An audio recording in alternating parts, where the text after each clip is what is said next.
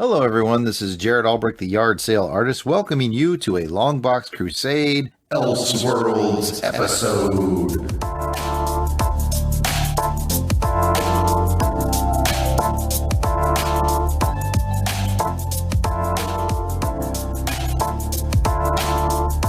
What is a Longbox Crusade Elseworlds, you might ask? Well, some of your favorite Longbox Crusade members have done some work over on some other podcast networks that you may or may not be familiar with. So from time to time, we will grab a show from the past that one or all of us has done on one of those other networks, and we'll play it for you here. Whether it's a James Bond Rookie Agent show from on Her Majesty's Secret Podcast Network, or a Comics with Normies from White Rocket Entertainment Network, or some other bit of alternate dimension craziness, we hope that you enjoy this presentation of Longbox Crusade Elseworlds. Hi, this is Trina Parks.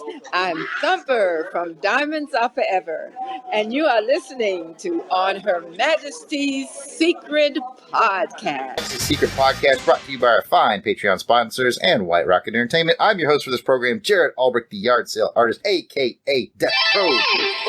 And joining me as veteran Bondophile co-host is my brother, Jason, the Dark Web Alberich. Hello! I've come back from an exciting excursion in Canada, had a good time, and I'm ready to talk of you to a kill. I've eaten my Wheaties, I've taken my Geritol, and I am ready to rock it with Roger Moore one more time. That's excellent. So you did a little James Bond jaunt to Canada, did you? I did. You know, it's funny. I've lived in Washington for, help me out now, 14 years? Yeah. And I've never been to Canada. Julie thought, it is time to end that drought. We're going to Harrison Hot Springs. It was a good time. I've been to Mexico twice, but never been to Canada. So, weird. That's all right. Bond goes to Mexico more than he goes to Canada. So That is true. That is true. Although he did go to Canada in For Your Eyes Only, the story. Ooh. But not the movie. If you recall, he was on assignment to Canada in Thunderball. Very but true. He was out of that one. That's right. It's like, bump that. I'm going to Nassau. Well, excellent, excellent. Well, this is the 14th of an ongoing series on our channel here. We call it MI6 Rookie Agents. And on Rookie Agents, Jason and I are taking two friends in our lives who are not very familiar with the 007 universe through the entire James Bond series of films, one movie at a time, to get that newcomer's point of view on the film series that we love so much here. So let's welcome our Rookie Agents to the show. We will start with Pat, the Dark Web Sampson. What's up, Pat? Well, Jarrod, I am happiest in the saddle. Tell you that right now. That's what I like to hear. I'm happiest in the saddle. Keep working on it. I'm happiest in the saddle. In the saddle. You got to get that perfect. Listen, I'm happiest in the saddle. Listen. What do you think, Delvin? What do you think of that impression? I think at least two of the people need to work on it. Skittles. Quite say flavor. Oh, Pat, orange. Just stop. Lemon. I was going to ask you what Bond thing you've done, but you're going to keep on. I like the cherry. Cherry. And do a little more cowbell. All right. Moving on. Oh. You've lost your window. We've got to check in with Delvin, the Weasel Skull. Pop, pop, hiss. Williams. Hi there, everybody. Hello. Hello, Delvin. Except code names tonight. That's my bit. He's happiest on the podcast. Delvin, what kind of 007 things have you been doing? Well, I decided to enter a pretty high-stakes jiu-jitsu tournament. My surefire thing was go in there with my ability, but then my coach would have this chip that I implanted, and like he would like press the chip, and then like the adrenaline would kick in, and I would just wow. Does your coach know about super butt kicks of doom? He may not. I'm kind of new, so like I don't want to just like introduce stuff like that to him. Let's take this fight to the monkey bars. You'll see what's up.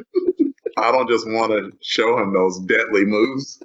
That's this great middle image of Delvin in like those Roger Moore fight stance, and his teacher like, what the hell are you doing?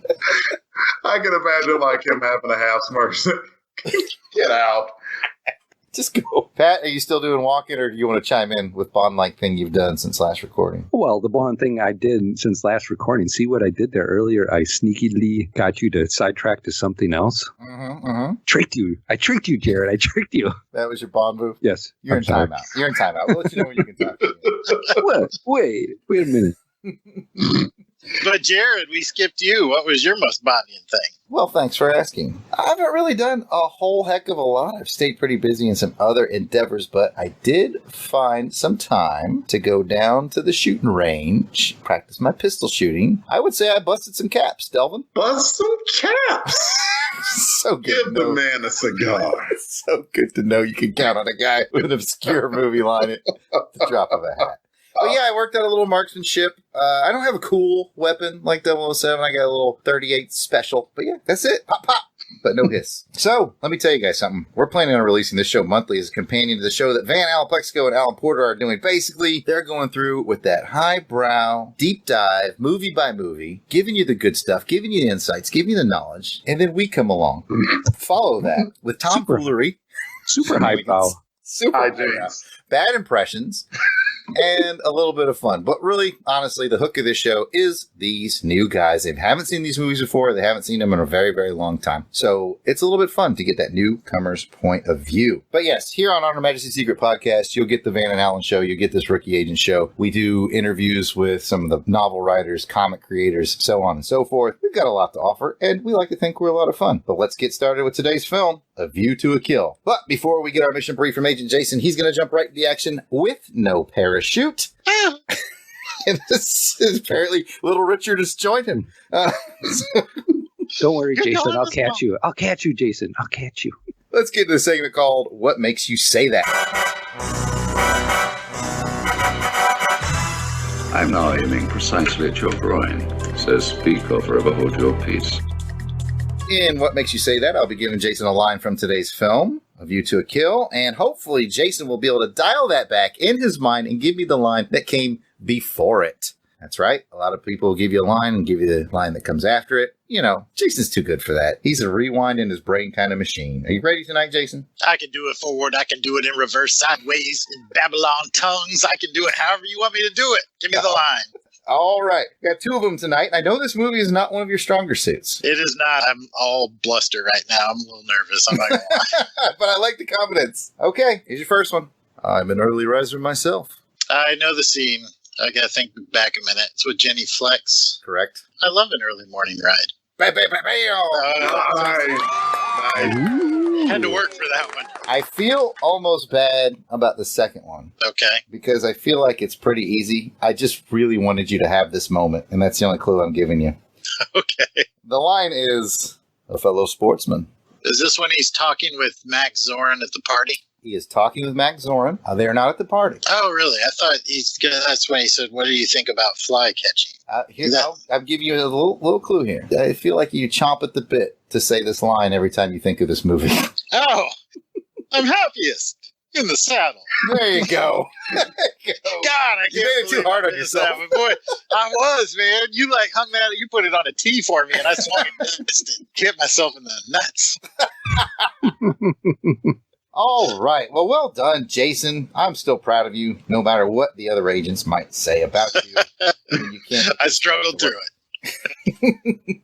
How about you give us that quick mission brief on A View to a Kill? Well, if you'll pay attention, 007, I won't keep you here for more than an hour or so.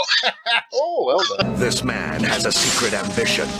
I propose to end the domination of Silicon Valley.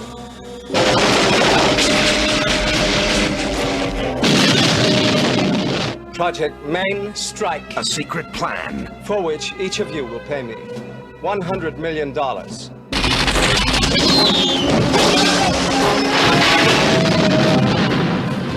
And a secret weapon. We're not sure about her. Name's Mayday. Someone will take care of you. Oh, you'll see to that personally, will you? There's only one man who can stop them.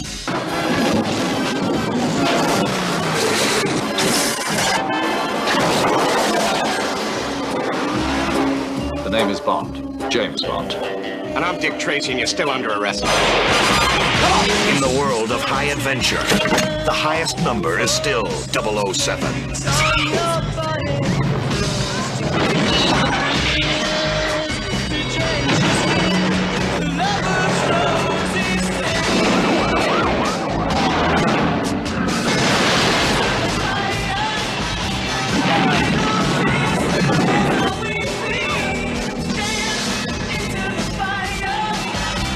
Roger Moore is James Bond 007 with Tanya Roberts, Grace Jones, and Christopher Walken. Has James Bond finally met his match? Find out this summer in A View to a Kill. Title song performed by Duran Duran.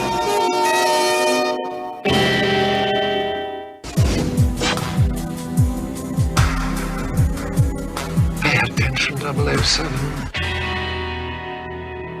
Someone is supplying the Russians with top-secret military-grade microchips used by Her Majesty's government, and James Bond is sent to investigate. Teaming up with fellow Special Agent Sir Godfrey Tibbett, Agent 007 goes undercover to surveil his prime suspect, billionaire industrialist Max Zorin. Bond soon discovers that the psychotic Zorin is much more than a Russian spy, as he uncovers the evil mastermind's plot to destroy Silicon Valley and corner the market on microchips. Teaming up with beautiful geologist Stacy Sutton, Bond navigates his way through a nest of thugs, Russian spies, and the beautiful but deadly Mayday in his quest to stop Zorin. A View to a Kill dazzles the audience with ski chases, horse races, wild stunts, and death-defying escapes before the final showdown between Bond and Zorin atop San Francisco's Golden Gate Bridge. But while Zorin in his blimp enjoys the view, it's 007 who serves up the kill, bringing an overinflated Zorin and his henchmen crashing back down to Earth. A View to a Kill is Roger Moore's seventh and final film in the 007 franchise. It brought in $50.3 million in the U.S. and $102.1 million overseas. It was the third directorial effort by John Glenn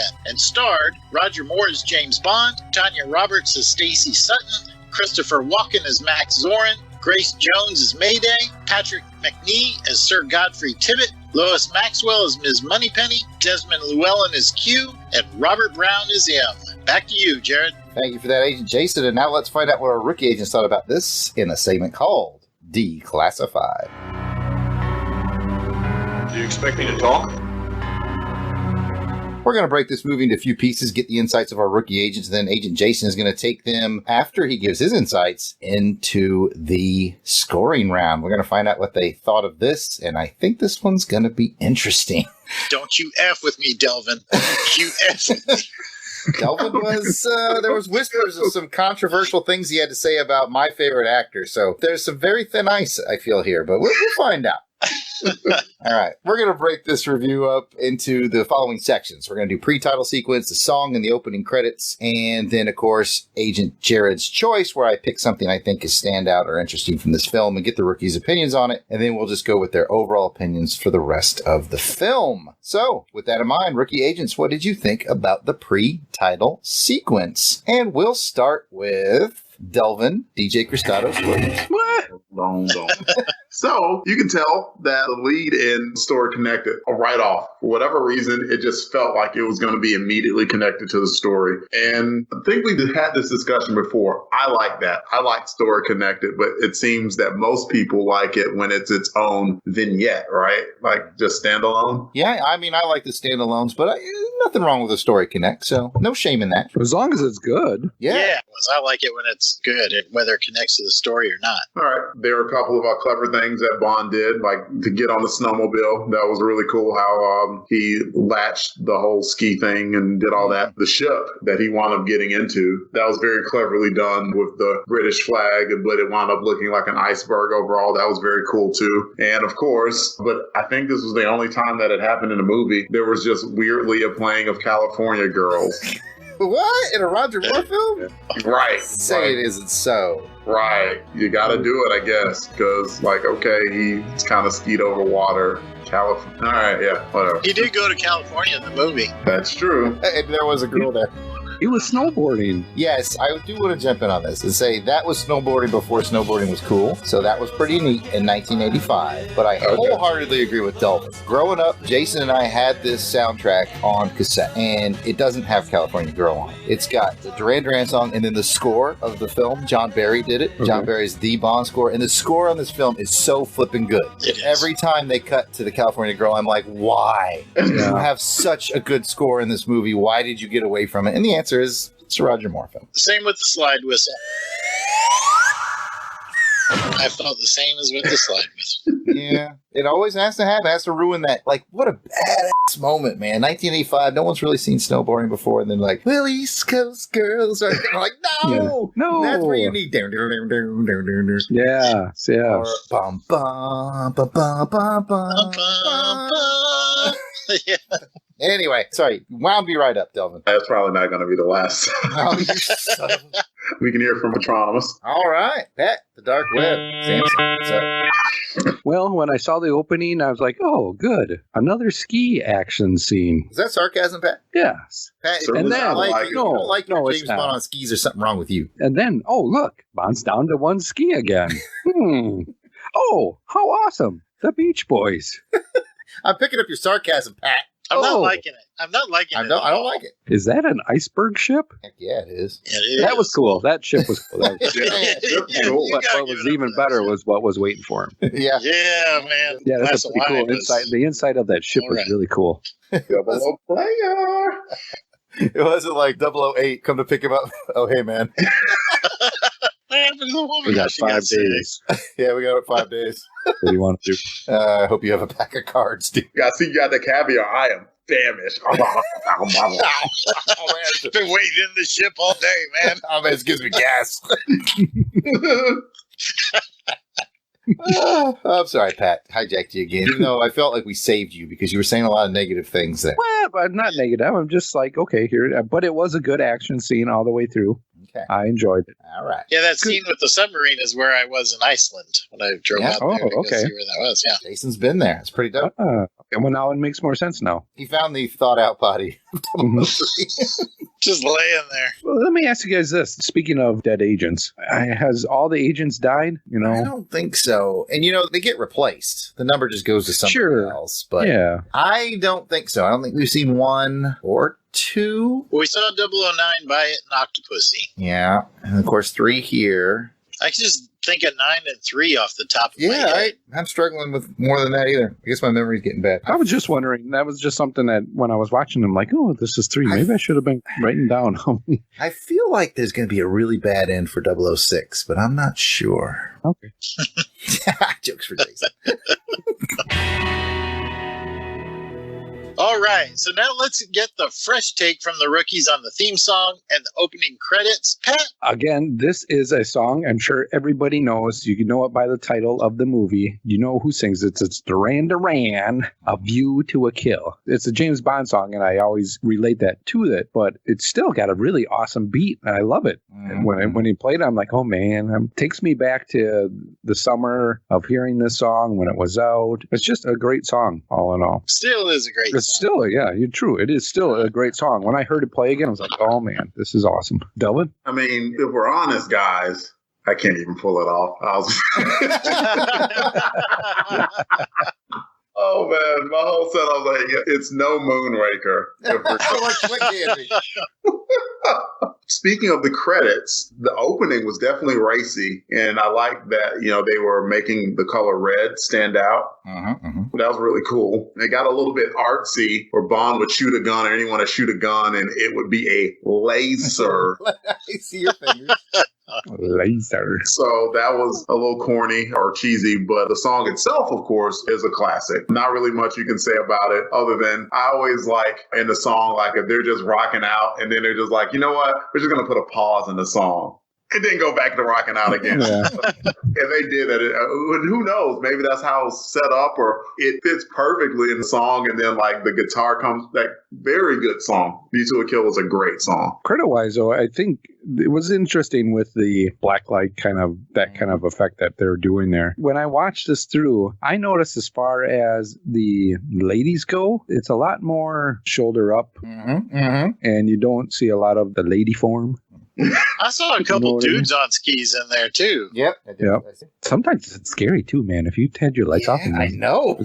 It's like this kind of makeup was like, oh yeah, I know. It's freaking me out. I'm like, I'm just gonna close my eyes and listen to the music. Don't look at me, scary lady. Don't look at me. Just looking right at me. I don't want to die. I always thought that the Live and Let Die one was scarier though, with the lady when she like blinks and then turns into the skull. That is scary, skull. but it is cool. It is. Live As a kid, that freaked me out, though. See, that's another song that you know, and it'll take you right to it. Mm-hmm. Speaking about taking right to it, let's go ahead and get some ratings on this song. So 1 through 7, Delvin, what are you going to rate this song? I am giving A View to a Kill 6 out of 7. I don't have anything to add. It was fantastic. I enjoyed it. Pat? I am going to give it a 7 out of 7. This is my jam. This is my right. Can't argue that one bit. You're not playing around. Great song. Jason? I'm going to land in Delvin's camp and go 6. Jarrod? I'm also going to camp in Sixville. Very, very fond of this song. Definitely one of the higher ups, but not the pinnacle. I've got some 7s to give coming up soon. I know I have a 7 coming up. Delvin and I are going to give the same one a 7. I just know it. Yeah, solid song, Pat. Solid song. So 6s and 7s. It doesn't necessarily mean we're crazy for our British listeners. Let me try that again. British listener. Well, why would it be crazy? You don't like the song? That's a slang term. If you say someone's all 6s and 7s, that means that is true. That's right. I forgot about that one. I learned something new. That means they're kind of woohoo. They're a little bit Zoran. Hey. See what I did there? All right, thanks for taking us through the song there, Pat. For the Jarrod's Choice segment this week, I want to ask specifically about tragic helper deaths. All right, we saw the death of Quarrel, Karen Bay, the blonde guy from Modern Majesty Secret Service that no one remembers. Then, of course, we had Luigi and VJ. In this movie, we see Tibbet buy it at the car wash. So I want to find out from the rookie agents, which of those helpers' deaths did you find most impactful? Because when I was a kid and Tibbet bought it at the car wash, I was upset. But I want to know which one was the most upsetting to the rookie agents. And we'll start with Delph. I want to go with Quarrel. Quarrel dying probably was like, oh, come on, man, move. Sorry, we ain't got no flowers. Just move. Like, come on. And especially because Quarrel was so great and helpful. But Tibbet's death I saw it coming. You know how it is with horror movies, right? As soon as like there's someone that's like completely reasonable, is like, you know what? We've got to keep our head about ourselves. There's no need to panic. Dead. That dude or chick is dead. Like deader than doornails within 5 minutes. It's gonna happen. And sure enough, Tibbet's being all helpful and everything. Nice playful banner back and forth with his dumb. Like, he's dead. He don't die. You know what's going to happen. What do you got, Pat? This one, like Delvin said, you saw it coming. I knew what was going to happen. The minute he threw the dirty water onto the... I knew it. His time was coming. It's like throwing flowers on his grave. Like throwing thistles. Oh, scare reference. Deep cut. I'm trying to think of how the other ones died. I guess I really haven't. Well, if you don't remember them, they're not the answer to this. Yeah. Which one was most impactful? Coral was burned up. Karen Coral, on the train. Blonde guy was hanging off the mountain. Luigi was strangled in the car. VJ was cut by the buzzsaw. Sure. Yeah, I don't like VJ's death either. But yeah, I've already picked mine. It's definitely Coral still. Yeah, I'd say buzzsaw. You don't want that. Death for VJ. Nobody wants that. That bothered me when I was a kid. Yeah, that's a tough one, man. I'll give you that. And VJ was very likable. You know? It's like, VJ, get to higher ground. Come on. Coral's like, don't move, dude. Stay right where you are. Yeah. It's the monster on the island. It's going to get me. Coral gives bad advice. Just hold still. It'll be okay. Oh, well, thanks for playing along, fellas. I'll kick it back to Jason. So we're going to get to the highs and lows of the film from Agents Delvin and Pat. But before we do that, I know that Pat is chomping at the bit to talk about the 00 player. Let's count them up. Pat, what'd you count? I counted about 3 of them. You didn't say Moneypenny, did you? No. Forever. Joke. Go ahead. Moneypenny, boy. She's looking not too bad for her. Have some respect. That's right. Don't get me too by Moneypenny now. I'm going to jump ahead just one little bit. I like the way she was at the horse race and just her and Q just kind of having some fun there together. Yeah. You like the way she got her wiggle on? Is that what you're trying to say? Come on, Blue. Get a wiggle on. Get a wiggle on. You just saw that playfulness between the two, having some fun while they were there. And yeah. I dig that. Anyway, so I got 3. What do you guys? So it's Iceberg Lady, Yep. Grace Jones, Yep. and Stacey Sutton at the end. Mm-hmm. I'm surprised he had anything left for Stacey Sutton in the end. I think Grace Jones is going to break that off. Well, they cut away. They cut away before he was like, listen. Like the fly. Had they... That's good enough. I'll leave you that. Well done, Jason. Well, you know what? She was turned away just a little bit ago before that, so now she was going to get hers. Oh, that's right. She was all worked up from walking. That's right. Warm up walking. That's what they call them. Got blocked by Bond. Interception. Anyway, highs and lows. We'll start with Delvin. I enjoyed that there was the plot and the main characters were pretty much revealed right up front. And I kind of like that. You had Zoran and you had Mayday right from the beginning. Yeah, that's a good place to start for a high. Because, sometimes like one of my complaints in some of the other movies is it's like an hour in and you're like, oh, that's the plot. Not in this case. It's like, nope, got a bad guy, and he's stealing some chips that are EMP hardened. Let's go after him. Sweet. If you like a simple and straightforward plot, you might not want to pay a whole lot of attention to the next film. Widely regarded as the most unnecessarily complex plot. We'll get to it. Anyway. All right. Teasers. Still a great film. Pat, you got an up or down? With Zoran, what I liked about it is you don't hear him talk for like 30 minutes into the movie, and he still hasn't talked yet. He's talking to other people, but you don't really hear him talking.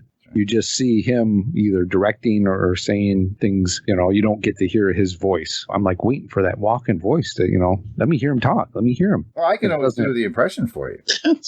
Yeah, sure, go ahead. No, Delvin, I'm not taking the bait tonight. Curses. Delvin was coming at me all wrong. It's the wrong tone. I stabbed him in the face with a soldering iron. Jason, like yours is really getting better, dude. Like, that's what I thought. Thank you, Delvin. I appreciate that. You're welcome. All right, Delvin, any more highs or lows? Of course. Let me get to another high here. I have to mention Mayday. I thought Grace Jones was fantastic in the movie. She was an excellent Bond villain / Bond girl. I didn't know what to expect coming in, but you could tell. Sword for me! It's like it's on point with the impressions too. Roger Moore's like, chick, you can just jump off. No, I must stay on.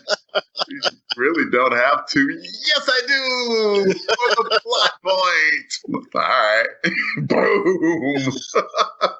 But before that, she had many good moments where either she was offing somebody who Zor needed off, or the whole chase scene with Bond where she came across looking like a bad ass. So I was very impressed with Mayday throughout the entire movie. Very cool. Very cool. Wild eyes. Oh, yeah. She's very good at conveying some of that body language. I think at the party, Bond was trying to peek into the room and Grace Jones kind of like blocked the way and just pointed her finger like, Yeah, look away. Go back to the party. I also like that scene when they pass each other in the hallway when he's being shown to his room and she like stops and she's looking at him. She's giving him that eye. She can't quite place him, but she's like, this guy's trouble. I can't put my How could you not recognize, though, somebody that was shooting at you? She was running away, man. Well, she still had to see him. It wasn't like he was hiding. She did throw a fishing rod right in his face. Yeah. Well, her adrenaline was pumping, she was trying to get away. Yeah. I can let it go. I will side with Jason there. I got a briefing one time from a police officer, the active shooter briefing type thing, and he was saying that it took several times of him being in a situation like that before he could actually see the whole room, because when that adrenaline's pumping, you are like in that fight or fight mode. So you're not really seeing anything else but how to get out, and you can really get that tunnel vision where you're not even able to see everything. So it's highly possible that she's like, nope, my job was to get in here. I was supposed to kill this dude and I'm supposed to get out. Who is this person chasing me? I got to get away quickly. I don't know who it is, but I just know that this person is doggedly determined to come after me. I'll figure that out later, but I got to get out of here. Thank God he's so old. Pat, don't get thrown from your saddle. You can keep the horse. Give me another high or low. Well, I'm happy in the saddle. Keep working on it, Pat. Yours too, Pat, by the way. Thank you. Thank you. I'm just working on it. I know a good impression's going to come, man. Thank you, Delvin. You're welcome. What was that? It's like John Travolta. Thank you, Delvin. Yeah. There's some really cool gadgets in here. More in the beginning where they do some of the cool gadget stuff. You know, his shades were pretty cool. The camera ring. Yeah, that's cool. Pretty cool gadgets. I'd forgotten that there were some cool gadgets in this film. I agree with you. They're functional. They aren't crazy sci-fi gadgets. They're they were believable. Cool. Yeah. I wonder why they decided to not do the obligatory Q scene where he introduces the gadgets. Good point. Yeah, that is a good question. He introduced that robot. That was it. He loved that robot, though, didn't he? He only used a robot at the end, so it was kind of like, okay. Yeah, I mean, it had to be cool at the time, and if that were something that you could have bought at a store, it would have been like $2,800. Mm-hmm. Yeah, and I like that. Looking back at the computers back then, oh man, when he's looking up Bond and he's got this 8-bit graphic of his sword. But that was kind of his identigraph, right? Yeah. Yeah, it was a bad guy identigraph, I suppose. The geologist, she had a little Apple computer in her room. She's lost everything, but yet she's got this computer in her room. Let me see what the schematics are like or whatever. I'm pretty sure that was Missile Command.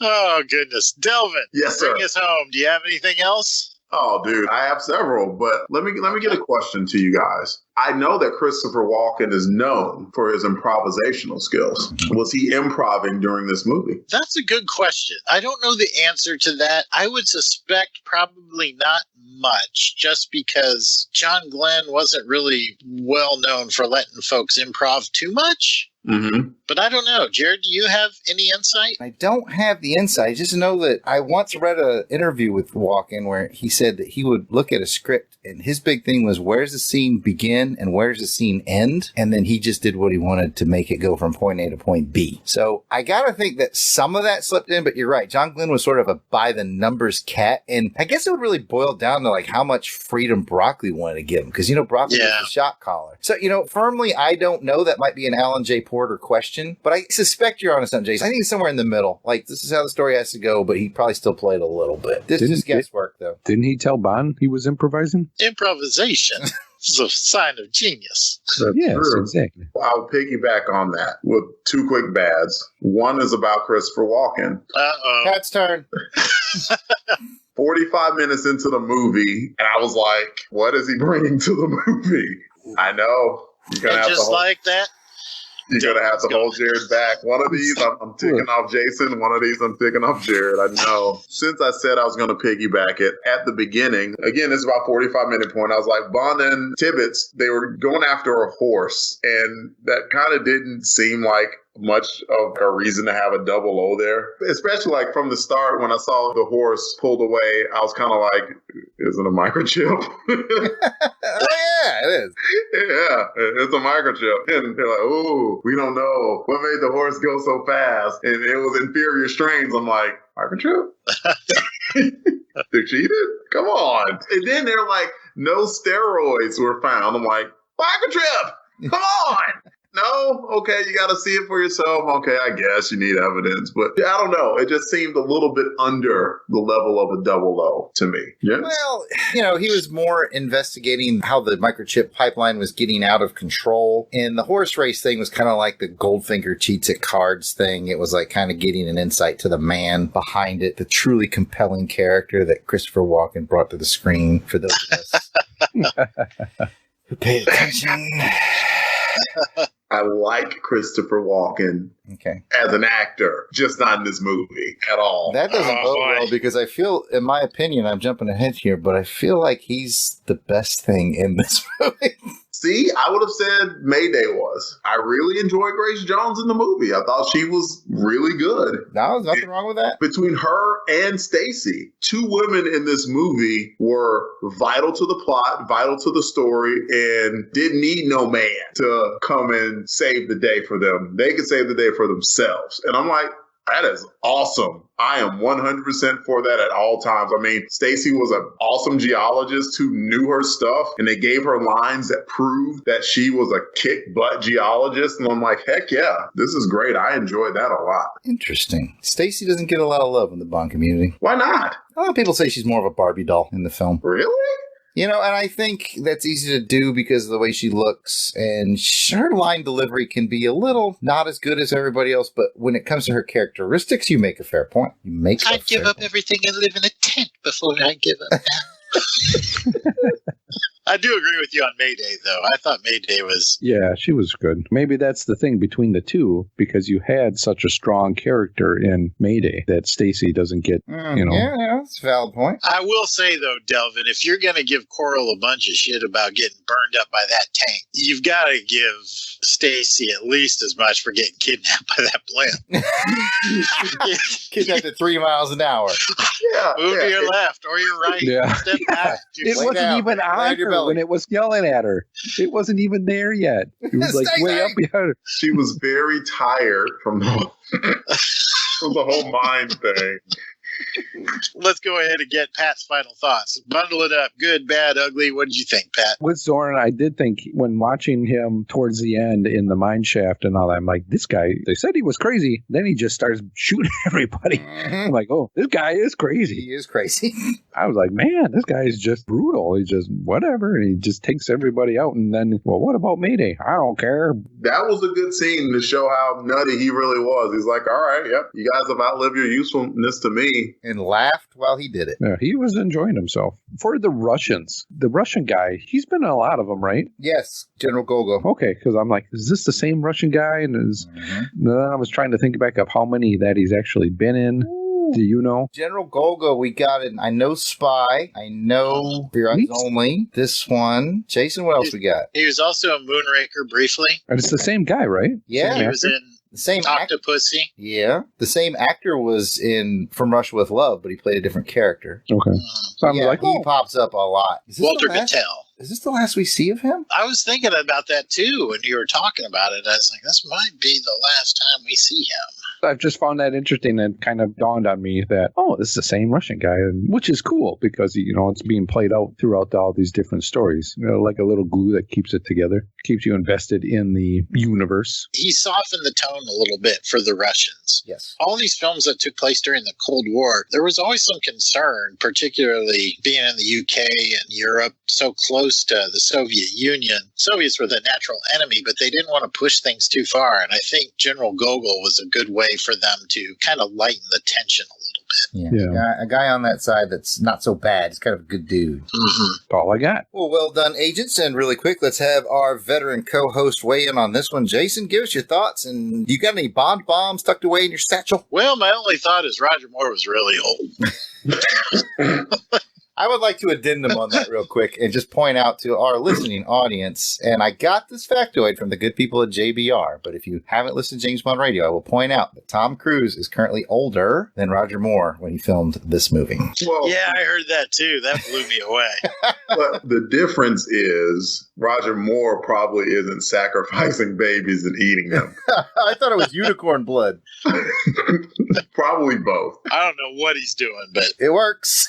Mad respect. That's all I got to say, Tom. Mad respect. So this film, Roger Moore's Last, obviously not one of my favorites, but after watching it twice here in the last couple of weeks to freshen up my take for this podcast, I do appreciate a lot of it. I thought it had a great opening scene, had a great score, probably one of my favorite scores, really, at least of the Roger Moores, if not the entire franchise. Okay. Great title song, good action sets. Some of it was kind of hokey. Let's just get the ugly out of the way. A Bond coming down the ladder, obviously carrying a mannequin. We all know the scene I'm talking about. But overall, I thought this was a good last effort by Roger Moore, and it was enjoyable. Have a couple of factoids here about A View to a Kill. Roger Moore was 57 during the filming of A View to a Kill. That made him the oldest actor to play James Bond. Sean Connery was 52 when he filmed Never Say Never Again. A View to a Kill is the last time we will see Lois Maxwell as Ms. Moneypenny. Oh. So we have to wave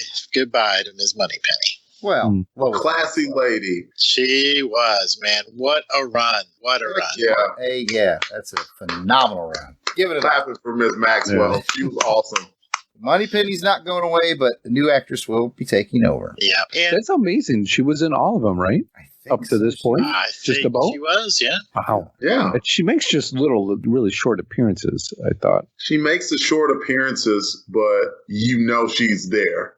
There's always something that makes her stand out, and she comes across as just awesome and classy and super helpful. Like, you can tell that James, no matter which James it was, had an affection for her, and she was always just, I don't know, just that useful agent at that time for either James, sometimes for M. She was always there for that. So I enjoyed seeing Lois Maxwell perform all of those movies. Yeah, she was awesome. She will be missed. And finally, A View to a Kill was Dolph Lundgren's first on-screen role. He played the KGB agent who draws his gun on Mayday in that scene at the racetrack.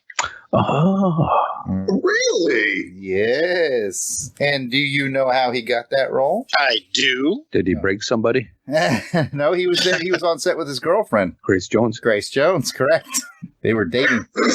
And then he got beat up by her? I don't know. That's a fisticuffs I'd like to see, though. I know. I would like to see that, too. See, I was going to go the other way. I was going to go to relations. Like, interesting relations. It's like, do I want to see that? Do I not want to see that? I don't know. I'm curious, though. I'm like picturing that Zoolander face.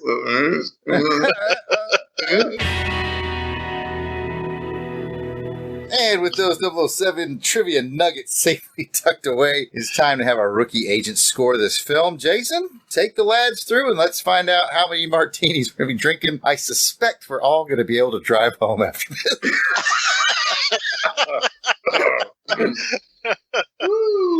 Delvin, we're going to get this out of the way real quick, and you better not score this one higher than For Your Eyes Only. How many martinis are you giving this film? Allow me a little bit of leeway here as far as time, but I will make my point here. The very first movie Roger Moore was in was Live and Let Die, and I distinctly remember I gave it a 3 out of 7, and I had a reason for giving it a 3 out of 7, because I remember saying it was all over the place plot-wise, but there are a lot of things that I enjoyed about the movie. And I'm sure that you guys know, sometimes you rate something one thing and then you get kind of a backdrop on it, a little bit of time. You're like, you know what? If I had to go back, I would probably rate it this instead of this. That would be the case with Live and Let Die. I probably would have given it about a 5, even though it was still all over the place. It was really enjoyable. Kananga was an awesome bad guy. Teehee, for instance, Whisper, memorable characters. It was a fun movie, just did a great job with it. And maybe this one is going to be one I might appreciate, but not right now. My rating for this is a 3 out of 7. And Jarrod, love you, brother.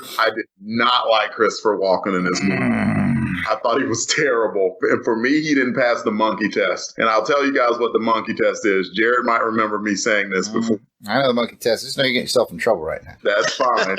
So the monkey test is if you can take a character, any character in a movie, take them out of the movie and replace them with a monkey, and it's the exact same movie. Wow. Wow, that's harsh, man. That is harsh. That's bananas, Delvin. That's like, I'm saying that, and I liked Christopher Walken. I just did not like him in this movie. The plot was coherent, but the movie was probably 30 minutes too long. Like, they did that whole scene in City Hall, and it's like, oh my goodness, why is this taking so long? And like, the City Hall scene did kind of stretch on a bit. Even like the end credits, it felt like a primetime special, like that you would see on ABC on a Sunday night, that it was supposed to be some original movie. You know, it's like Jim Bond is 007. Like, I don't know. It came across just a little, not bad, enjoyable parts, just overall not great. Well, I can't really argue with you on this one, Delvin, so I will accept your 3 martinis and be thankful, because I think if I remember right, you gave For Your Eyes Only 4, so. I kept that in mind. So did I. So did I. For the rest of your life. What do you want on your tombstone, that son of a Delvin? 4 martinis. Ratings are just tombstones, baby. Speaking of ratings and tombstones, how many martinis are you going to give this one, Patronimus? 4 martinis. Wasn't too bad of a movie. Delvin's right where it did get a little bit long in that area there. It's like, okay, let's just get to this point. I did like Grace Jones, her character. Action-wise, there were some cool spots as well, too. Story-wise, yeah, I think it could have been shortened up a little bit. But I did enjoy it. I didn't fall asleep through this one. It's a 4 for me. Well, all right. Let's pick up these martini glasses and pass it back to Jarrod. I would be interested in Jarrod's take on why he so much enjoys Walken in this one. Can you win us over? I doubt it. Walken's my favorite actor. Period. I just love him and everything. Okay. I just felt like you guys, I felt like A View to a Kill was a little uninspired overall. And I just thought he brought that sort of weird walkenness to it. I feel like he was really the only super interesting thing in the movie. But then again, I'm dialed into Station Walken. So let me add this. This will be a pretty decent defense of Walken. It'll be interesting to see what you guys find out about whether or not he improv. I just don't think they gave him much to work with. They came up with this wacky story about the Holocaust babies injected with steroids to get like what? Super soldier. So he could be smart, but he's smart but crazy. Like, really? They didn't give him a lot to work with there. Like Kananga, for instance. I guarantee you, if they would have gave Christopher Walken reign to create a character, that character would have been freaking amazing. Because there are several times in the movie where Zoran and Mayday got the jump on Bond to a ridiculous degree to where he is literally laughing at Bond. Like, you're a dummy. I just think that maybe they could have given him a little bit more to work with. My critique of Christopher Walken may have been harsher and may have just been more of just what he was given more than Christopher Walken, like the actor himself, because he's a fantastic actor. I'll tell you what, before we roll into our Patreon sponsors, I want to say 2 things about the film. And the first one is a question. It's not an official trivia question, boys, so don't try and get points. But I do have a question that I think you guys may have noticed. Does anybody remember what Bond was wearing when he and Tibbet got in a fight down in the secret veterinary stable? What he was wearing? It was like a black tracksuit. There you go. Yeah. Tibbet had one, too. He was rocking the tracksuit. Yeah. Yeah, he had the guys, white stripes on the arm. The piping. Yeah, that's right. You come at a man in a tracksuit, you gotta get your ass whooped. We're gonna box you up and send you to ass whoopville. Population U, bro. All right. And the other thing I want to point out is I realize it's 1985, so they don't have the CGI to do this. And they certainly weren't going to kill a bunch of fish for no reason. But when they have that comical scene of the guy on the lake and they bring all the water down and he's just sitting there on the dry lake, no water in it, not a single fish flopping around. Makes you wonder how long that guy, how many years he's going out to that lake fishing. Not a single fish in that. I thought so too. He'd be like, this explains why I never catch it. I have come out to this lake for 42 years. Never caught a damn thing. Yep, there's no fish in that lake. Did anybody else notice the blood on the helicopter door on the opening scene? You said something about that in text, and I did not know. Yeah, I didn't notice it. Huh. I got to check that out. Well, thank you, gentlemen, and now it's time to crown this episode's 00 award winner. Pat and Delvin will do this by answering a series of trivia questions on A View to a Kill, and Delvin is our current champion. What? Pat doesn't even remember. He was so sick when he had to take it last time. Yeah, he got whooped so bad. He's got amnesia. That's what happened. My script here says Delvin is the current champion, but since he screwed up his review for Fear Eyes Only so badly, Pat gets to go first. I write the scripts. But before we sort all that out, let's take a quick break and thank our Patreon sponsors. These are the folks getting it done, keeping us in the deep pockets. So thanks, Patreons, and they are as follows. White Rocket Entertainment. Brendan O'Dwyer, Samuel Salvatore, Christopher Burleson, Carl Von Drunker, Phil Amthor, Willie Carden, Susan Trawick, Ben Spooner, Stephen Thompson, Chris Usher, Justin Bean, Steve Trawick, Richard Stevens, Johnny Caldwell, Reynolds Wolf, Joshua Corbett, Valiant Hermes, Jacob and Robin Fleming, Clay Henson, Ann Kanjian, Catherine England, George Gaston, Will Summerford, John McCune, Tom Anderson, David Evers, Andrew Barber, Timothy, Steve Harlan, Dan Thompson, Wes Atkinson, Rich Reimer, Jarrod Alberich, William Glenn Matthews, Joel Beckham, Theodore Gary, Shannon Bunson, Taylor, David Hagler, Mickey B., Hugh Anderson, Shane Bailey, Mick Vigicana, Chris Thrash, Logan Chilton, Tony Perry, Alex Quinn, Josh Teal, David Simpson, Earl Ricks, Warrior Earl, Mike Finley, C.T. Wayne, Dave Powell, Donnie Reynolds, Wade Carson, Ivor Evans, John Zavachin, Chris Commode, Darren Pyle, Chris, Wardam Wade, Jason Alberich, Randall Walker, Ben Amos, Ruth and Darren Sutherland, Patrick Williams, Rob Morgan, Steven Schuster, James Taylor. You just call out my name.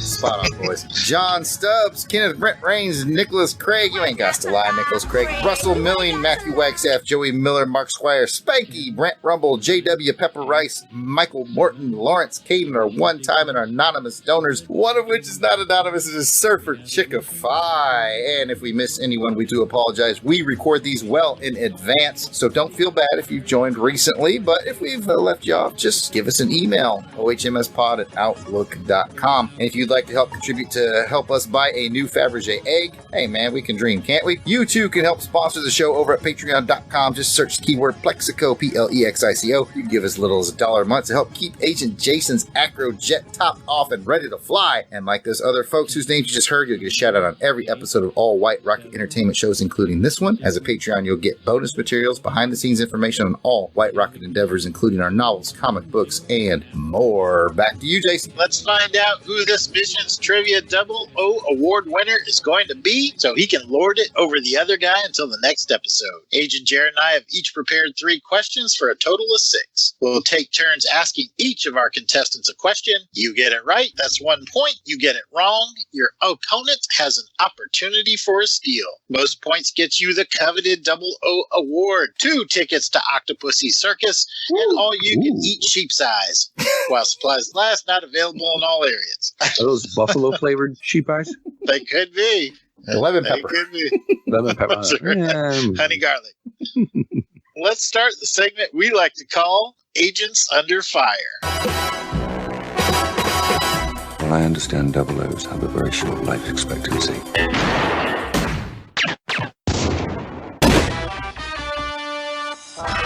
Oh man, here we are. Delvin, current champion, going first or second? Second. Pat, who's reading questions? I'm going to have you do it. All right, Pat. Yes. Here is your easy round question. What was 007's undercover name when he went to Zoran's horse auction? James Smythe? I will take it. Yeah, James that's close enough. Smythe. St. John, yeah. James St. John Smythe, which is weird because he says St. John. He says St. John, and then he finally says, well, it's James. Yeah, he says first name's James, and on the computer printout, it says St. John. Yeah. All right, Delvin, let's keep pace here. What was the name of Zoran's horse? Pegasus. Oh, he's keeping up. We've got us a race, Jarrod. They are neck and neck. Pat, let's move into the medium round. All right, let's not horse around with this one. Hey, what was the name Zoran gave his plan to destroy Silicon Valley? I know the second word. I just got to figure out the first one. Main strike? Ding, ding, ding, ding, ding, oh, ding, ding. Boy. Was that right? Yes. Yeah, oh, man. I knew it started with an M. I wasn't sure. Terrible creative name making on his team. It's the lamest name of a bad guy player ever. That's what's throwing me off. Yeah. The organization had a competition, and second place was blow stuff up. Should have gone with that one. That's the guy that they slid out the plane. Third place was called Pop Pop Hiss. Pop Pop Hits. Anyway, well, I know Delvin was smelling blood on that one, but Pat managed to keep the pace. So, Delvin, here's yours. Okay. What was the name of the horse 007 rides in the dangerous steeplechase? Inferno. Oh, man. I thought I was going to get you there. Shoot. Pat smelling blood. Oh, Pat, I got to keep in mind I wrote this down weeks ago, but I know you know the answer. It's going to be a walk in the park. Where is Christopher Walken happiest? I'm just kidding. That's not your question. In the saddle. But it's almost that easy. I thought it was going to be harder than this. I was like, what? Yeah, but you both talked about it. Anyway, here's your question. Which 00's body did Bond find in Siberia during the opening credits? Ooh, that's a tough one. You know why? Because I know it. It's 003. All right. Man. That was a difficult question. At the time I wrote it, I thought it was difficult. Oh, my goodness. You know, I reviewed those. I thought it was too, so don't feel too bad. Oh, my goodness. Wow. So, Delvin, you got to get this one. Name the Russian agent Bond shares a hot tub with. That question is a lot harder. Well, now it is. It seems like it is. It really is. The agent is Ivanova. Oh, that's nice. All right, sudden death bet. You get this, you stay alive. You get it wrong. This is Delvin's game. How much was the check that Zoran wrote to Stacey Sutton? $500,000. Congratulations, Delvin. You are the champion. No. For what it's worth, it was $5 million. I knew it was for 5. Oh, man. Oh, so close. Whoa, what a battle. What a battle. Woo. Man, a battle. What a battle. But congratulations, Delvin. You're going to do the right and proper thing. I know and lord this victory over Pat until you meet into the fire. Feel next episode. Kiss is all we need. Dance into the fire. Oh. Pow, pow. You earned it. You keep it, old buddy. Now for the segment of the show entitled Return Fire. During the Return Fire, our rookie agents Pat and Delvin get to toss Jason and I a trivia question they brought with them in an attempt to stump the 00 experts. Jason and I are working together, just trying to get out of this alive. We're not playing against each other. We are just trying to be helpy helpertons. I am the Karen Bay to his blonde guy. Karen Bay. Blind guy. I've seen them advertised, I tell you. Let's get going with Return Fire. This never happened to the other fella.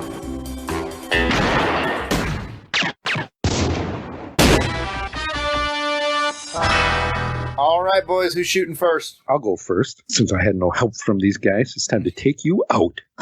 Both of you. Man, I mean, we gave you a really easy hard rap question. Yes, you did. I thought it was harder when I wrote it. So, there was a white helicopter that landed during the horse party. On the tail, what was the number or letters that were on the tail? F-GOMS. Next question. That was wrong. It was a D instead of an O. Oh, was it? Yep. You can't blame a guy for having a bad picture. I'm challenging this. We're taking the win on that, just so you know, because I was going to guess F-U-P-A-T. What? Boo, Pat. What's boo? Oh. Okay, I think this is a tough question. All right. Okay. Opening scene after the credits in the song, they are in M's office, and M's talking, and there's a clock behind him. 11:25. You know the Delvin? I had it at 11:30. God, it was actually 11:25. No, I rewound it, sir. I rewound it. It's 11:30. It's just a little bit before 11:30. It's 11:25. That is more than close enough. I saw that one and was like, oh. Nicely done, guys. Agent Jarrod, what do we have in the Eyes Only mailbag this week? What, no small talk? No chit-chat? Thank you, Jason. As a reminder to our audience, if you'd like to be part of the show, you can send us your questions, comments, or trivia challenges to ohmspod@outlook.com or over on our Twitter page at ohmspod. And if you like, you can even use the email. And as a reminder, that's ohmspod@outlook.com to send us an audio recording of your question or comment. We might even play it on the show. We have a bunch today. Also, if you're an iTunes listener, we'd greatly appreciate it if you left a review for the show. This will help raise the show's profile and attract more of the 007 family to this program. And as a reward for leaving a review, we'll read your entire review on an upcoming episode of MI6 Rookie Agents. All right, folks, we got a lot of send-ins on this episode. I think we got like 5 different send-ins, so we really appreciate that. We appreciate everybody out there sending stuff in. So we're going to move through these a little faster than normal tonight. We're going to play the audio file, and I'm going to pick one of the members of our crew to give quick comments. Only one person's going to make a comment, so make it good and be ready when the spotlight hits you, Pat. Our first clip is from Ruth and Darren, our research and development or RAD team. You know them, you love them. Let's hear what they have to say. Hi, I'm Ruth. And I'm Darren. Of the Rad Adventures Network. We're with Research and Development Q Branch, and we're here to share our thoughts about A View to a Kill from 1985. Roger Moore makes his 007th final appearance as James Bond in A View to a Kill. The film has a bad reputation and is generally ranked near the bottom of 007 films by most James Bond fans. However, we like this film much better than the reputation. It isn't a favorite of ours by far, and some of the criticisms are definitely valid, but the film is fun and that makes it entertaining to watch. Of course, the cast is what makes the film so enjoyable. Who doesn't like Christopher Walken playing a maniacal villain? And here he's in top form, obviously having a great time playing wealthy industrialist Max Zorin. Singer and model Grace Jones is perfectly cast as Zorin's no-nonsense hitwoman. Tanya Roberts plays Bond girl Stacy Sutton, who helps Bond in his quest. Tanya Roberts was a very popular actress at the time, having appeared in genre favorite films Beastmaster, Sheena, Queen of the Jungle, and she was also one of Charlie's Angels on TV. And we have Patrick Mcnee as Sir Godfrey, who helps Bond infiltrate Zorin's chateau. Patrick Mcnee starred as John Steed in the classic British espionage series The Avengers from 1961 through 1969, and its spin-off The New Avengers in 1976 and 1977. We love those shows. So he's the latest alumni of The Avengers to appear in a James Bond film, following Honor Blackman in Goldfinger and both Diana Rigg and Joanna Lumley in On Her Majesty's Secret Service. Patrick Mcnee and Roger Moore became good friends during the 1960s, since both The Avengers and The Saint were filmed on neighboring soundstages during their long production runs. The friendship is readily apparent in A View to a Kill, as Roger Moore's James Bond frequently takes the opportunity to give Sir Godfrey menial tasks when he's undercover as his chauffeur. Most of these lines were ad-libbed by Roger Moore on set, and Patrick Mcnee perfectly plays right along, creating some witty banter. This is Roger Moore's final appearance as James Bond, and he's definitely showing his age. In fact, he's quoted as saying he realized he needed to leave the role when Tanya Roberts' mother visited the set, and he realized he was significantly older than his co-star's mom. We do love Roger Moore's James Bond. The Spy Who Loved Me, Live and Let Die, The Man with the Golden Gun, and For Your Eyes Only are terrific films, but it probably would have been best if he had bowed out a movie or two earlier when he was at his prime. And a little bit of trivia. This was the first 007 film to premiere outside of the UK when it opened in San Francisco. The film also has a disclaimer at the beginning, because after production was completed, it was realized there was an actual company in the US named Zorin. The blimp that is used in the film was originally used in the 1984 Olympic Games, and it actually takes 24 hours to inflate the blimp instead of the 2 minutes seen in the film. Multiple miniature versions of the blimp and the Golden Gate Bridge were made to get the various shots that are merged together for the grand finale. And now it's time for 007 Hits and Misses, when we share our thoughts on 2 low points and 7 high points in the film. As we mentioned, this is a fun film with many high points, but there are definitely some low points as well. For me, the biggest low is the way actress Tanya Roberts is utilized in the film. They cast an actress known for action films like Beastmaster and Sheena, and the TV series Charlie's Angels, but then they make her the typical damsel in distress who screams much too often. And my low point has to be the scene where a giant blimp manages to somehow sneak up on Stacy. Oh my goodness, really? Couldn't they have thought of something better than that? Enough said about that. Let's move on to this movie's high points with our top 7 hits. Number 7, the spectacular opening Siberian ski chase. So many clever tricks in the sequence, which also features one of the first mainstream appearances of snowboarding, which led to an increased interest in the sport at the time. The scene also features some great helicopter maneuvers filmed with 3 different miniatures that kept malfunctioning because of the extreme cold, and the scene ends with an iceberg submarine. Great fun. Number 6. I like that Q has a robot that looks a little like K9 from Doctor Who, and I wonder if that was one popular British franchise tipping its hat to another. Number 5. I think that Pegasus is a good name for a racehorse because of the connection to the flying horse from Greek mythology, and I like that Bond gives his winning ticket to Moneypenny and promises to take her out to dinner. Number 4. The excellent sequence at the Eiffel Tower in Paris, including shots of the famous Jules Verne restaurant. The scene was originally written by Tom Mankiewicz in his unused script for Moonraker, and it features a terrific parachute jump from the Eiffel Tower, followed by a spectacular car chase with some amazing stunts. Number 3. I love the scenes at the French villa and the lavish party with period costumes and music. It was filmed at the Château de Chantilly, which is now open to the public as an art museum. Number 2.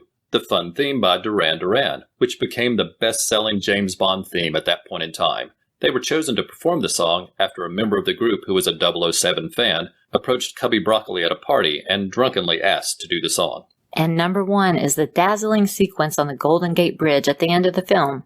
The production team integrates scenes shot on location in San Francisco, along with scenes shot on multiple sets in the UK using various sized miniatures to create a seamless, action-packed sequence to end the film. Thank you once again to our friends Jarrod, Jason, Delvin, and Pat for letting us share our thoughts. Remember, we're RAD, R-A-D, which is short for Ruth and Darren. And Research and Development. All right, I choose you, Delvin Chew. What do you think? I did enjoy what Ruth and Darren had to say, and I thought they gave a pretty good appreciation to the movie while acknowledging that it may not have been one of the best Bond movies out there. And I cracked up laughing at the line about Bond and his co-star's mom coming to the stage.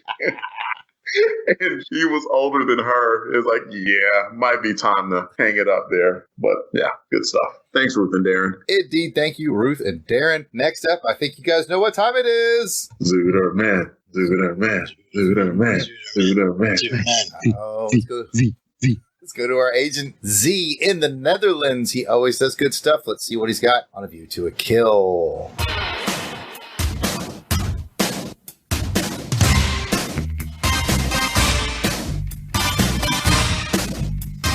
Hello, rookie agents. This is Don Zuiderman calling in from the Netherlands, and you have made it all the way to A View to a Kill, the very last Bond film starring Roger Moore. This time I want to talk about James Bond in the snow. In the pre-title sequence, we see James Bond recovering a microchip from the body of 003. And we see plenty of inept Russian guards that immediately start shooting as soon as they have their eyes on Bond. But Bond makes a miraculous escape. He steals a snowmobile by hooking a line to a Russian guard, and while the guard is hanging by the line of the cliff, he even screams, "Roger Moore!"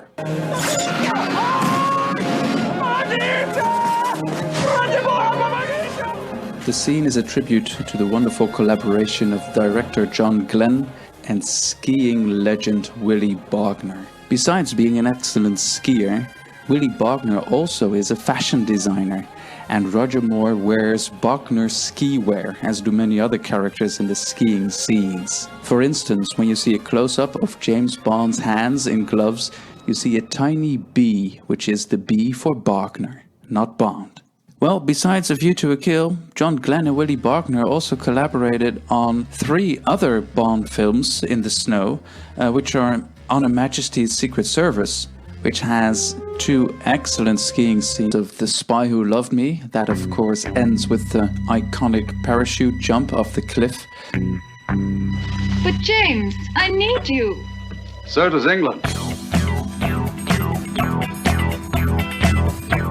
But the whole scene before that was designed by Willy Bogner and John Glenn. For instance, when Bond has to ski backwards and fires the gun from his skiing stick and makes incredible somersaults in the snow. And lastly, the amazing ski chase in For Your Eyes Only, which sees Bond actually skiing down a bobsleigh run, which is absolutely phenomenal.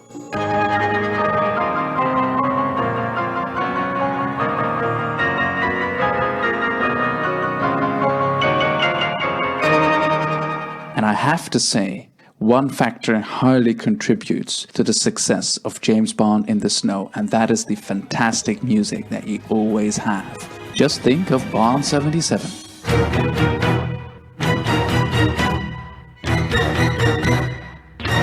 So there are still quite a few snow scenes in James Bond films to come. For instance, in The Living Daylights, which is your next film.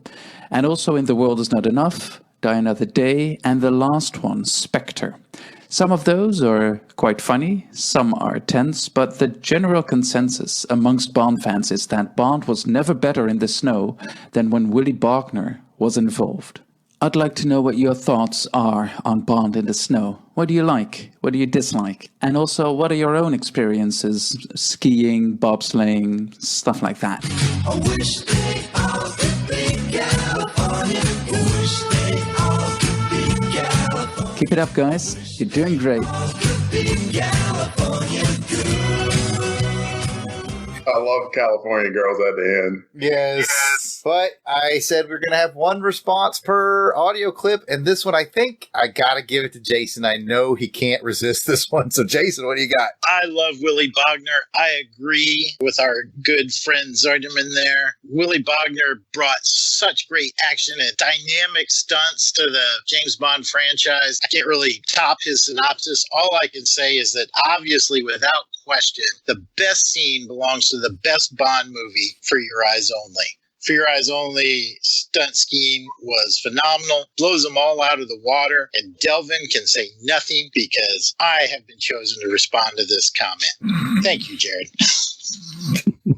Follow-up question was, do you have any snow sporting experience? I know that you do because I was there for most of it. I do have one that sticks out in my memory. Got me in a little bit of trouble back in about 81. Agent Jarrod and I were taken by our father to go sledding, and we had one of those old school sleds that's got the metal runners and is wooden. We were taking turns just flying down this hill as fast as we can, and Jarrod thought it would be a good idea to jump in front of my sled as I was going down that hill and then dive out of the way at the last minute. Well, unbeknownst to Jarrod, I kind of panicked and I turned in the direction that he was diving. So my sled plowed right into his head. And he was dripping blood there in the snow. And he's crying and crying. And my dad's running and grabs him. And I'm just laughing and laughing. And Jarrod goes, "You're laughing at me and I'm bleeding to death." And my dad goes, "Oh, Jarrod, you're not bleeding to death. You'll be just fine. Don't worry about it. Right, Jason?" And I said, "I don't know, Dad. That looks pretty bad. I don't think he's going to make it." And Jarrod about passed out. My dad dropped Jarrod to start beating me like, "Don't say that. You'll put him in the shock." Explains a lot, doesn't it, boys? It was worth it. I'm seeing why Jason didn't get the good G.I. Joe toys.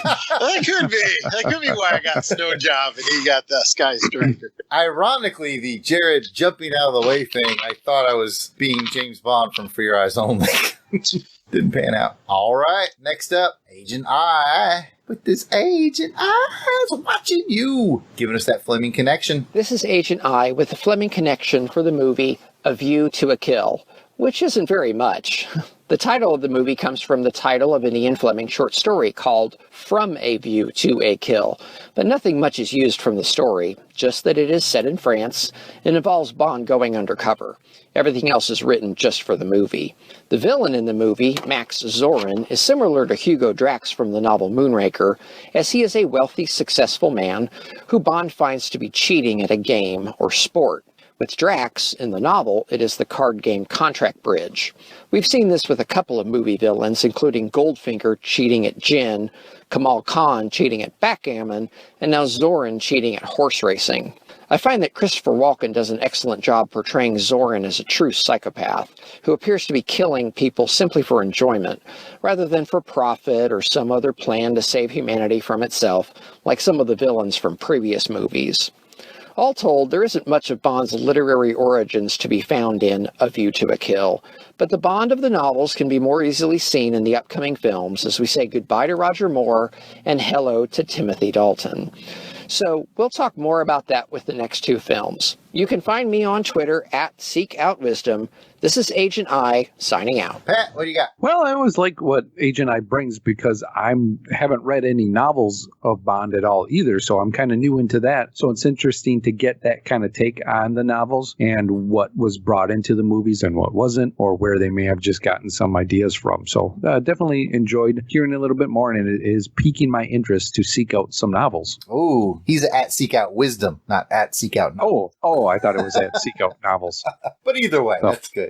You can get wisdom from novels. Yeah. Thank you, Agent I, for that wisdom. Next up, we have our new friends over at the Bond Complex. They have their own podcast. They are our Canadian friends. Jason, did you run into them recently when you were in Canada? If I did, I don't know it. Well, it's a big country. Let's find out what the Bond Complex guys have to say on A View to a Kill. Hello on Her Majesty's secret podcast, Rookie Agents. My name is Edgar. My name is Matt. And together we are the James Bond Complex, the podcast where we discuss the James Bond phenomenon in all its shapes and forms, from Fleming to the films and everything in between. We're very thankful. Yeah, that's right. Well, speaking of O's, we were invited to leave a little AvTac review for you guys at the Rookie Agents show. Very excited about this opportunity. We'll try to make it quick. Matthew, what do you feel? How do you feel when you watch AvTac? Entertained.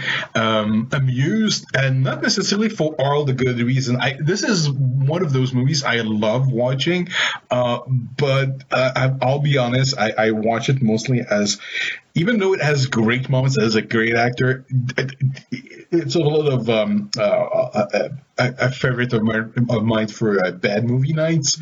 There's a lot of cheesy elements, and I mean, you can get drunk every time you can see a stunt double and take a shot when Roger Moore is in action. But Christopher Walken is great. Grace Jones is probably one of my favorite, if not my favorite, henchman or henchwoman in that case.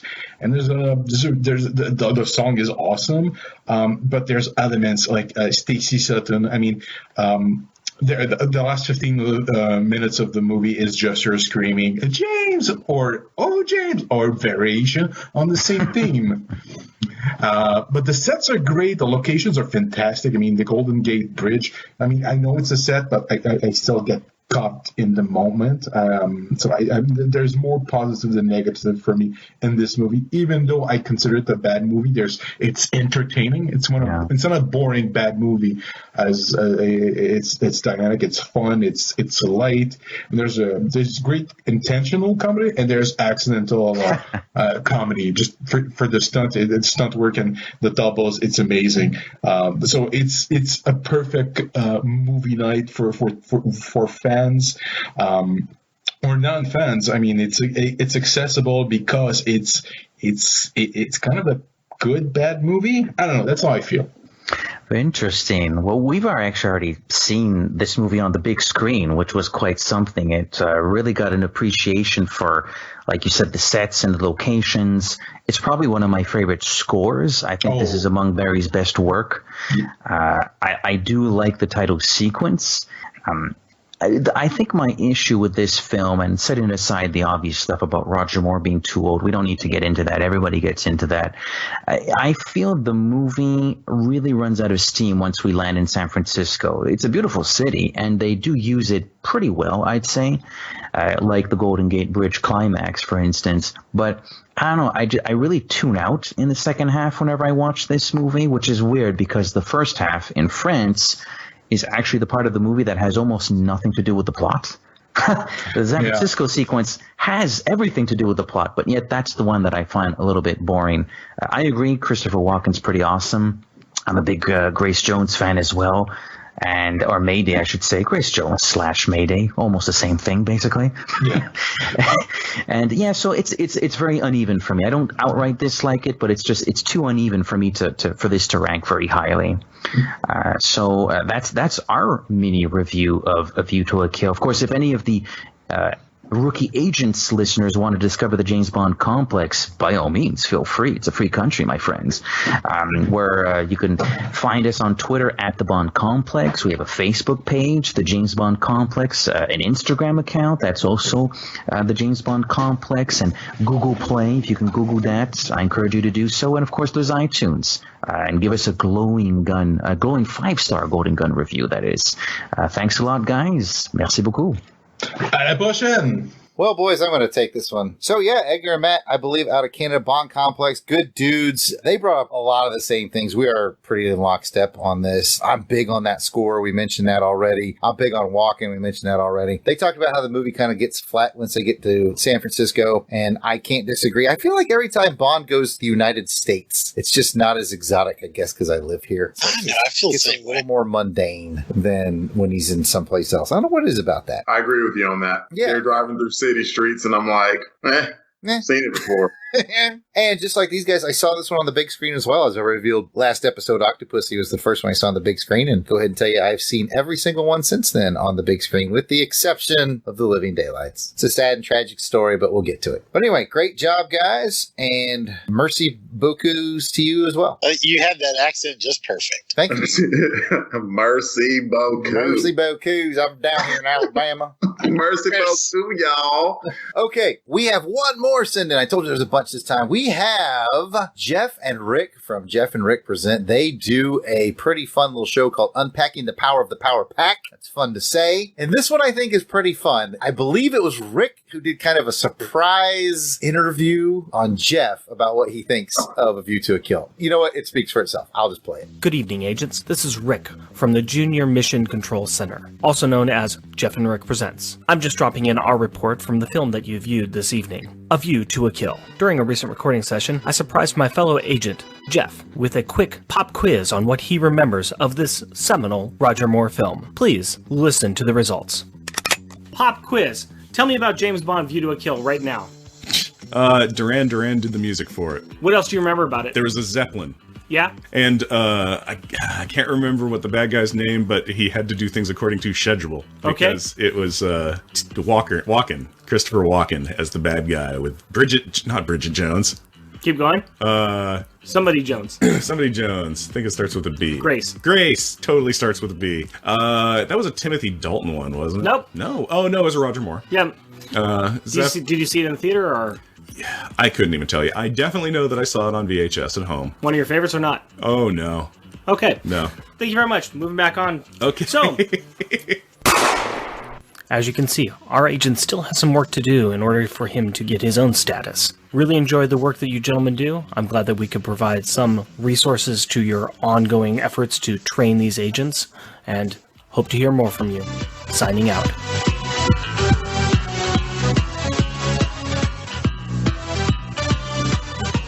Jeff and Rick, you guys. That's fun. Did Jeff shoot Rick at the end of that? Bridget Jones, he should have. Bridget Jones. Little did you know, Mayday was writing a diary that whole time.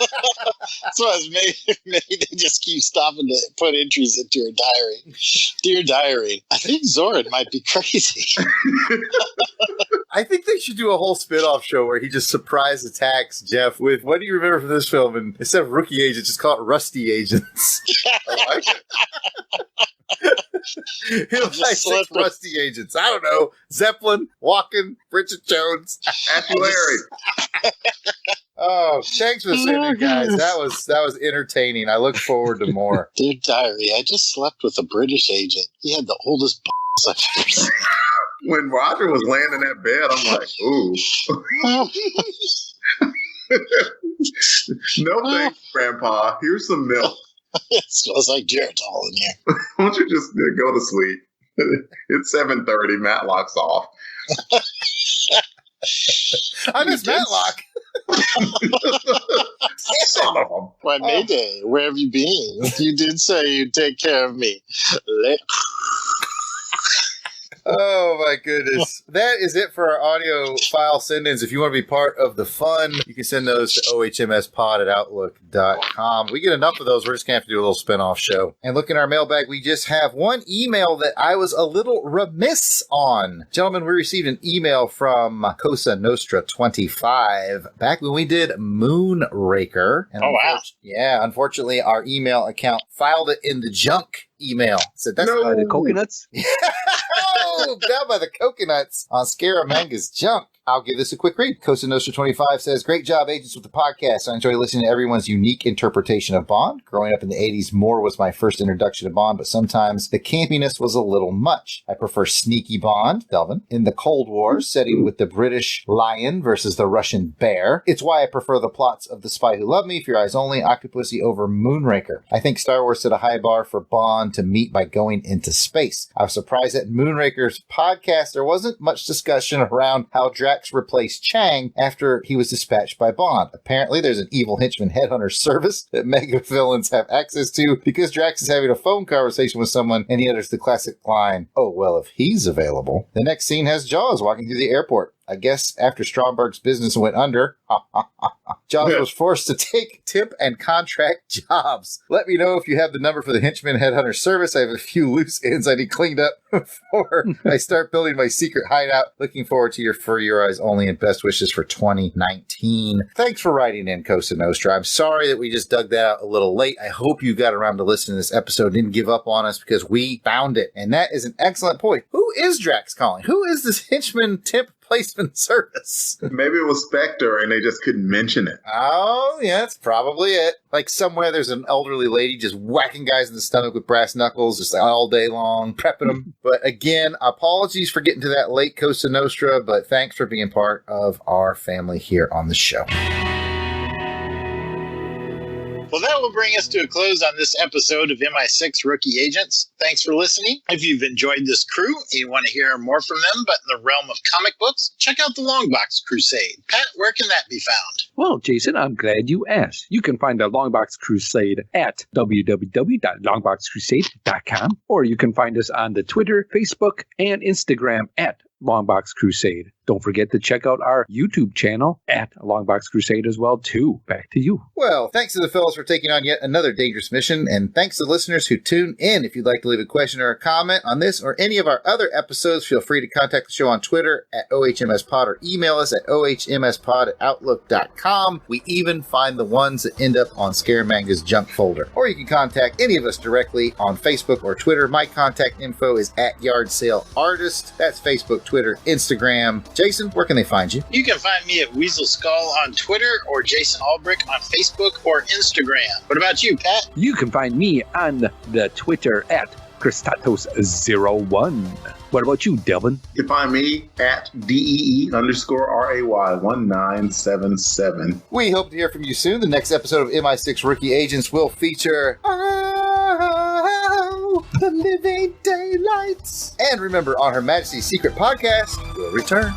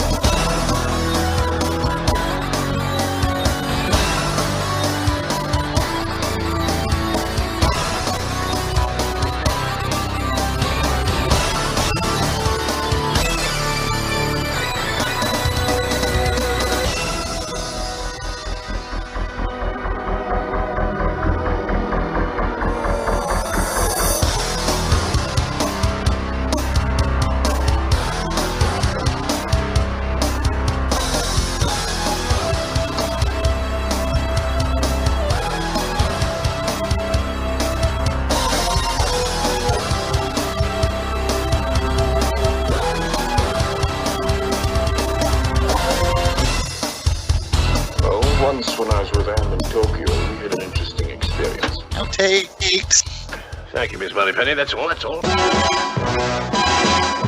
blonde guy that nobody remembers from our Campbell. service. I've seen them advertised, I tell you. I've moved on to blonde guy. You're still Karen baying me? He's more Karen Bay than you'll ever be. And it has to do with Zoran himself too. Is like we see Delvin, and I make my movies. I put my pants on, one leg at a time. Except when I put them on, I win Best Supporting Actor awards. Yes. Jarrod, what was that, dude? What? That was Harrison Ford. It's very young. I don't know. I'm putting a man to pass.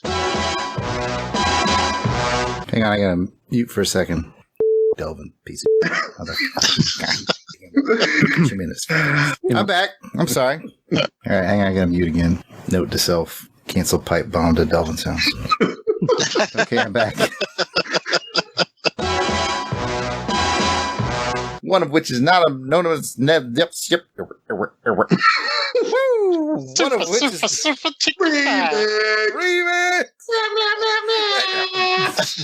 Hot up the kitchen. The doctor or whatever, the horse doctor. The horse doctor, that's what I call him. Someone's angling for outtakes tonight. Why did you suck so bad when scoring For Your Eyes Only? Well, I'm kidding. Oh, I had an answer. I know you did. But I don't think I was going to like it. So I'm going to ask you the real question. It may have been a D. I might not be reading I thought I wrote O, though. I had to look at it again. You can see that it kind of turns into a D. Nuts! Look, I mean, 3 go by, you have to say something. I know, right?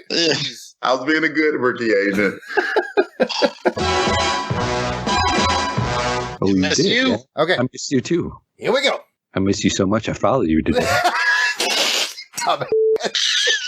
That's right. I hate you. Now close your mouth because you're cold busted. Thanks to the fellas for taking on yet another dangerous mission, and thanks to the listeners who tuned in. Jason, stop it!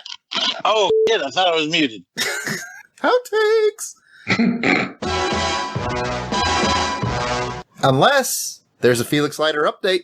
There is a Felix Leiter update. Uh-oh, pop hiss. Let's do this. I am so glad you asked.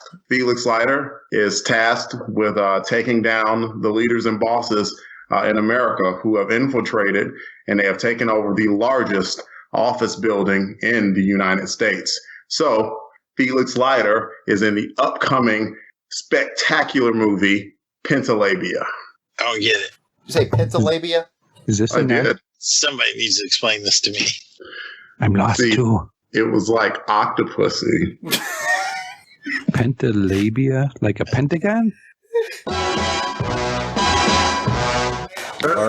And that's a wrap for this episode of Longbox Crusade Elseworlds. I hope you've enjoyed it, and we'll see you around the alternate dimensions in the future.